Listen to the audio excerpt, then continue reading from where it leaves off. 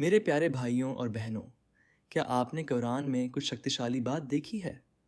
जब अल्लाह सूरह अल बकरा में रोज़े के बारे में बात करते हैं, तो अचानक उन आयतों के बीच में अल्लाह सूरह अल बकरा आयत 186 में कहते हैं, और जब मेरे बंदे आपसे मेरे बारे में पूछें तो बता दीजिए कि मैं निकट हूँ। मैं पुकारने वाले की पुकार का उत्तर देता हूँ जब वह मुझे पुकारता है। दुआ के बारे में आयत को रोज़े के बीच में क्यों रखा? क्योंकि रमज़ान सिर्फ भूख के बारे में नहीं है, ये मांगने के बारे में है, ये लौटने के बारे में है, ये अल्लाह के साथ बातचीत के बारे में है। रमज़ान में स्वीकृत दुआओं के 3 निश्चित समय भाइयों और बहनों, मैं आपके साथ 3 सुनहरे अवसर साझा करना चाहता हूँ, जिन्हें आपको कभी नहीं छोड़ना चाहिए। एत इफ्तार के समय, रोज़ा खोलते समय। पैगंबर मोहम्मद सल्लल्लाहु अलैहि वसल्लम ने फरमाया, रोज़ेदार की एक दुआ होती है जो रोज़ा खोलते समय अस्वीकार नहीं की जाती। सुबहान अल्लाह। इसकी कल्पना कीजिए, आपने पूरे दिन रोज़ा रखा है, आपका गला सूखा है, आप थके हुए हैं, और पानी की पहली घूंट या पहली खजूर आपके होठों को छूने से ठीक पहले अल्लाह से आपका सीधा संपर्क है। इसे केवल बिस्मिल्लाह कहकर और खाने की जल्दी में बर्बाद न करें। दुआ करें, अल्लाह से जो चाहिए वह मांगे, जन्नत मांगे, माफ़ी मांगे, अपने परिवार, अपने स्वास्थ्य, अपने मार्गदर्शन के लिए मांगे। व्यावहारिक सुझाव: अपनी इफ्तार की मेज़ के पास दुआओं की एक छोटी सूची रखें, उन्हें याद करें, उन्हें व्यक्तिगत बनाएं। 2. रात के अंतिम तीसरे भाग में तहज्जुद का समय। पैगंबर मोहम्मद सल्लल्लाहु अलैहि वसल्लम ने फरमाया, हमारा रब हर रात सबसे निचले आकाश पर उतरता है जब रात का अंतिम तीसरा भाग शेष रहता है और कहता है, कौन मुझे पुकारेगा ताकि मैं उसे उत्तर दूं? कौन मुझसे मांगेगा ताकि मैं उसे दूं? कौन मुझसे क्षमा मांगेगा ताकि मैं उसे क्षमा करूं? मेरे प्यारे भाइयों और बहनों, क्या आप कल्पना कर सकते हैं, राजाओं का राजा, आकाशों और पृथ्वी का निर्माता पूछ रहा है, कौन मुझसे बात करना चाहता है, किसे मुझसे कुछ चाहिए? रमज़ान के दौरान आप पहले से ही सहरी के लिए उठ रहे हैं, बस 20-30 मिनट पहले उठें, 2 रकात नमाज पढ़ें, फिर बैठें और अल्लाह के सामने अपना दिल खोल दें। अगर ज़रूरत हो तो रोएं, यह आपके रब के साथ आपका निजी क्षण है। 3. लैलतुल क़द्र, शक्ति की रात। अल्लाह सूरह अल क़द्र आयत 3 में कहते हैं, क़द्र की रात 1000 महीनों से बेहतर है। पैगंबर मोहम्मद सल्लल्लाहु अलैहि वसल्लम ने आयशा रज़ियल्लाहु अन्हा से कहा, यदि तुम लैलतुल क़द्र को पाओ तो कहो, अल्लाहुम्मा इन्नका अफ़ुव्वुन तुहिब्बुल अफ़्व फ़ाफ़ु अन्नी। ए अल्लाह, तू माफ़ करने वाला है और माफ़ी को पसंद करता है, तो मुझे माफ़ कर दे। भाइयों और बहनों, यह वह रात है जिसे हमें अंतिम 10 रातों में तलाश करनी चाहिए। इसे नींद में या बेकार की बातों में न गुजरने दें। जागे रहें, दुआ करें, अल्लाह के सामने रोएं और सब कुछ मांगें। आपको क्या मांगना चाहिए? आवश्यक दुआएं जो नहीं छोड़नी चाहिए। मैं आपके साथ कुछ महत्वपूर्ण दुआएं साझा करना चाहता हूं जो आपको रमज़ान भर करनी चाहिए। माफ़ी के लिए सूरह अल आराफ आयत 38 से, रब्बना जलमना अनफुसना व इल्लम तगफिर लना व तरहमना लना कुनाना मिनल खासिरीन। ए हमारे रब, हमने अपने ऊपर जुल्म किया है, यदि तू हमें माफ़ नहीं करेगा और हम पर दया नहीं करेगा तो हम निश्चित रूप से घाटे में रहने वालों में से होंगे। मेरे भाइयों और बहनों, हम सभी ने पाप किए हैं, हम सभी कमतर पड़ते हैं, लेकिन अल्लाह की रहमत हमारे सभी पापों से बड़ी है। ईमानदारी से माफ़ी मांगे, जन्नत और जहन्नम से सुरक्षा के लिए यह दुआ अक्सर करें, अल्लाहुम्मा इन्नी असलुकल जन्नह व औजु बिका मिनन नार। है अल्लाह, मैं तुझसे जन्नत मांगता हूँ और तुझसे आग से शरण मांगता हूँ।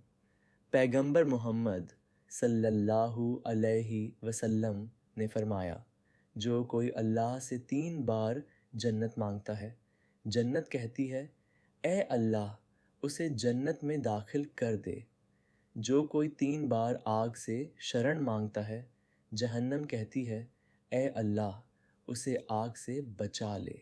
अपने माता पिता के लिए सूरह अल इसरा आयत 4 से, रब्बी इरहमहुमा कमा रब्बयानी सगीरा, मेरे रब, उन दोनों पर दया कर जैसे उन्होंने मेरे बचपन में मेरा पालन पोषण किया। चाहे आपके माता पिता जीवित हों या गुजर गए हों, यह दुआ आवश्यक है। उन्होंने आपके लिए बहुत कुछ त्याग किया। अब आपकी बारी है उनके लिए हाथ उठाने की। इस जीवन और परलोक में भलाई के लिए सूरह अल बकरह आयत 201 से, रब्बना आतिना फिद दुनिया हसनतन व फिल आखिरती हसनतन व कहीना अजाबन नार। ए हमारे रब, हमें इस दुनिया में भलाई दे और परलोक में भी भलाई दे और हमें आग की सज़ा से बचा। यह पैगंबर मोहम्मद सल्लल्लाहु अलैहि वसल्लम की सबसे अधिक बार की जाने वाली दुआ थी। यह वह सब कुछ शामिल करती है जो आपको चाहिए। मार्गदर्शन और दृढ़ता के लिए सूरह आल इमरान आयत 8 से, रब्बना ला तुजिगा कलूबना बाद इज हदयतना व हब लना मिन लदुनका रहमह इन्नका अंतल वहाब। ए हमारे रब, हमें मार्गदर्शन देने के बाद हमारे दिलों को टेढ़ा न कर और हमें अपनी ओर से दया प्रदान कर। निसंदेह तू ही बहुत देने वाला है। व्यक्तिगत दुआएं भी करें, केवल याद की हुई दुआएं नहीं, अपनी भाषा में भी अल्लाह से बात करें। उसे अपने डर बताएं, अपनी चिंताएं, अपना गुप्त दर्द।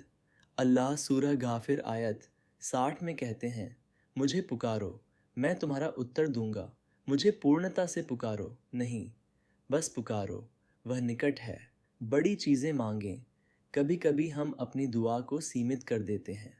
हम छोटे सांसारिक मामलों के लिए मांगते हैं। जन्नत मांगे, सभी पापों की माफ़ी मांगे, अपने बच्चों के लिए मार्गदर्शन मांगे, जहन्नम से सुरक्षा मांगे। आप अल करीम से मांग रहे हैं, सबसे उदार, जिसके पास सब कुछ है, उससे छोटा क्यों मांगे। स्वीकृति में बाधाओं को दूर करें। पैगंबर मोहम्मद सल्लल्लाहु अलैहि वसल्लम ने एक आदमी का उल्लेख किया जो हाथ उठाता है और कहता है, या रब, या रब, लेकिन उसकी आय हराम है और इसलिए उसकी दुआ में देरी होती है। रमज़ान अपनी आय, अपने दिल, अपने रिश्तों को साफ करने का समय है। दूसरों को माफ़ करें, हलाल की तलाश करें, सच्ची तौबा करें। स्वच्छ दिल से दुआ तेज़ी से उठती है।